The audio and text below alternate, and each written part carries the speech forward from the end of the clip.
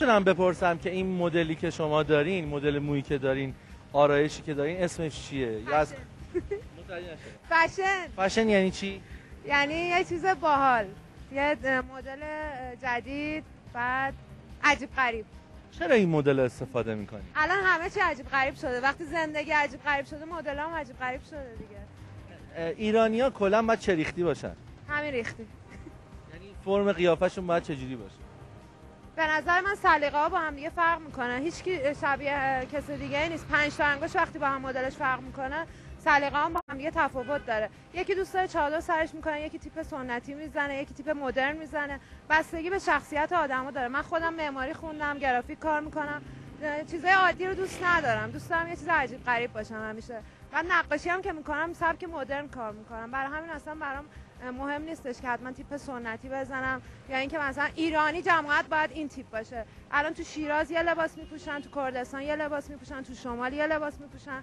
تو هر کشوری که بریم انواع اقسام مدل هستش. منتها ما دوست داریم یه چیزو دیکته کنیم به هم. باید همه این شکلی باشن. الان این مدلی که شما استفاده میکنین نوع دیکته از جای دیگه نیست؟ نه، من خودم اینطوری دوست دارم. از چه مدلی در لباس پوشیدن و ظاهر و آرایش خودتون تبعیت میکنین؟ من واقعیتش مدلی رو دوست دارم که توش راحت باشم، بعدم اینکه به هر حال اسپورت باشه، خوب باشه، نه اینکه حالا مدل قدیمی و نمیدونم اینا رو هم زیاد چیز نیستم. انصافا با پدر مادرتون سر این مدلات حالا بحثتون شده یا نه؟ آره. به کجا کشیده؟ ولی من صحبت میکنم قانعش میکنم که مثلا شما اونا رو قانع میکنی یا اونا شما رو قانع؟ صحبت میکنن حالا یا اینکه اصلا قانع نمیشید بحث تموم میکنید. اینجوری هم شده تا حالا. ما وقتی میریم بهمون پیشنهاد میکنن میگن این مدل جدیده، بعد الان یه جوری هم هست که چون داریم تو جامعه زندگی میکنیم، الان وقتی میای بیرون هم به تناسب شغلمون طوریه که مثلا وقتی من میبینم این ور اون ور دوستام همه موهاشون اونجوریه، حالا من نمیتونم مثلا برم موهامو بدم بغل. خودتون اصلا اسم این مدل‌ها رو نمیدونین چون دیگران استفاده میکنن شما هم استفاده میکنین. خب مد شده دیگه. چجوری مد میشه؟ چجوری میفهمی یه چیزی مد شده؟ خب بیرون میبینیم، توی فشن میبینیم، فشن تیوی میبینیم. یعنی ماهواره؟ بله. دشمنان فرهنگ، تاریخ و اعتقادات مردم ایران از سالها پیش شروع به بسط و گسترش این گونه تهاجم‌های فرهنگی کردند و ما ایرانیان در زمینه مبارزه و آگاه کردن همه جانبه مردم و جوانان هر لحظه فرصت رو از دست میدیم. شاید همکنون هم کمی دیر باشه، ولی حفظ فرهنگ و اعتقادات و دفاع از اون بر عهده ما ایرانیان مسلمانه.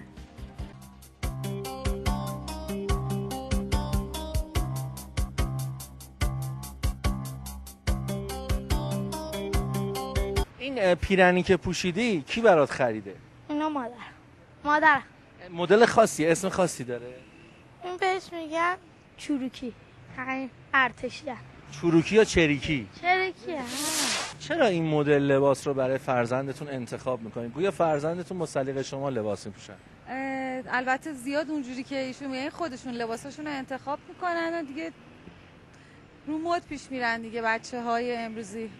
ما ایرانی‌ها تا چه حد فرهنگ ایرانی رو حتی تو لباس پوشیدن، تو فرم آرایشمون یاد بچه‌هامون میدیم. بچه‌ها خب تبلیغای روی مارکای روی لباس و ویترینا رو نگاه میکنن و خریداری میکنن. بله. دیگه همین.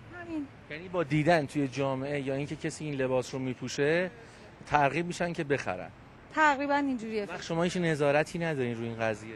حالا چیز خاصی نیست، فقط پوشیدن لباس و حالا هم نوعی هم قدای خودشون دقیقاً میپوشن و دیگه حالا تبلیغ چیز خاصی نیست. حالا برای قشنگی حالا جنس لباساشون فکر کنم خیلی بهتره. الان نزدیک 2 ساله داره میپوشه این لباسو، جنسش خیلی عالیه. فکر می‌کنیم راجع به چیزایی که انتخاب می‌کنیم یا فقط قیافه قضیه رو می‌بینیم؟ فکر کنم اکثرا الان ظاهربین شدن.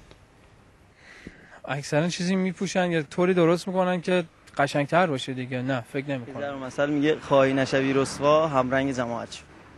یعنی جماعت ما این شکلیه؟ دقیقاً. من تو اونجا که میبینم برخورد دارم، بالاخره شغلم میبینم. جماعتی که رسوا نمیخوان بشن تو ایران زندگی میکنن نه؟ بله. چقدر ایرانی هستن؟ شاید بگم 100% ایرانیه. و این ریختیه؟